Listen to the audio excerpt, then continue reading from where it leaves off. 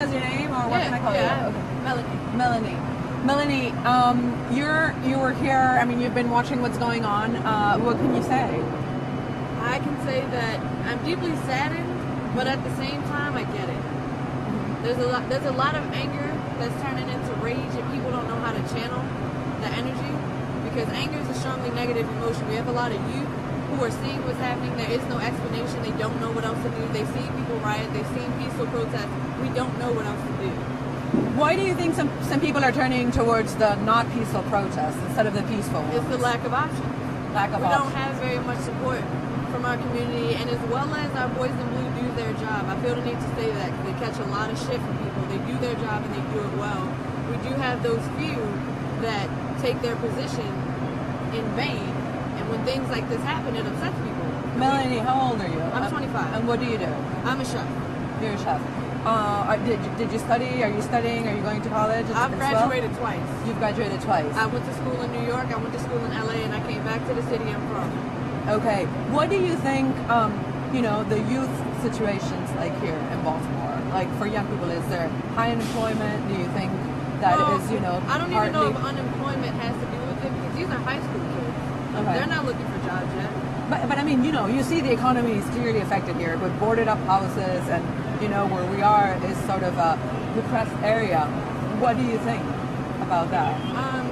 I think it's sad to say it is what it is. I was born and raised in these same streets that all this stuff is happening in, and back when the other riots happened 47 years ago, our parents were dealing with the same shit. And the fact that it's 47 years later and nothing has happened, I mean, it's extremely depressing. So the economic situation you think has been going on for a while, from what you're saying. Of course. That's probably not the trigger or the cause. I don't think that's the cause. I think the cause is blatant violence against people of color. Okay. And just the ignorance. Were you guys here Saturday covering what happened? No. We arrived Saturday today. when we had a peaceful protest that was successful. We had 4,000 people come out and demonstrate. 35 of those 4,000 people were arrested. And the media chose to document those 35 cases where people got angry and lashed out violently. But what they didn't document was that people at the Royal Stadium were yelling out racial slurs, calling them animals, porch monkeys, and calling the Caucasians that were in the midst nigger lovers and all types of things that it's 2015. We worked hard to overcome that.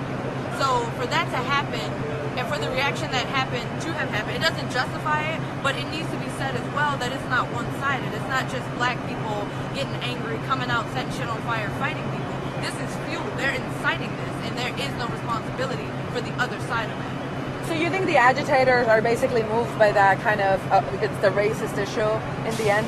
And they're acting out, violently, and they're angry because of a racial issue. That's what it stems from. That's what you think? That's exactly what it stems from. And can you explain to an international audience, because people who are watching you live right now are also watching you in other countries.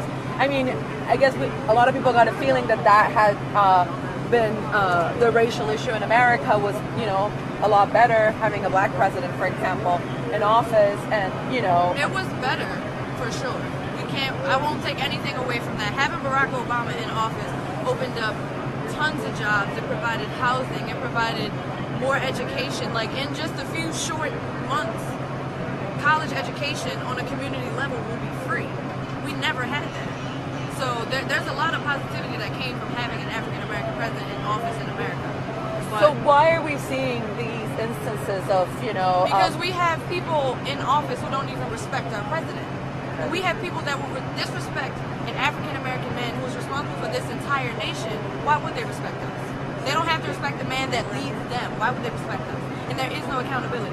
There have been press conferences where the president has showed up, and these same Caucasian representatives won't shake his hand. That is a blatant form of disrespect. Why would they respect us? People are asking us questions, tweeting them out, and one person was asking, to people like you who live here, what would you say to the president if you had him, in front of you? I mean, what would you say about all of this, president basically? That he had a tall order to fill. He stepped into a position that there were so many problems with America that in his two terms, 8 years, he would not be able to undo. He will never be able to undo the slave mentality. He will never be able to undo the way that white people view black people in America. I have a son who's 9 months old. And I broke down in tears today just trying to imagine how I would explain to him that as a black male in America, he's a marked target. It doesn't matter what I prepare him with. I can give him all the resources.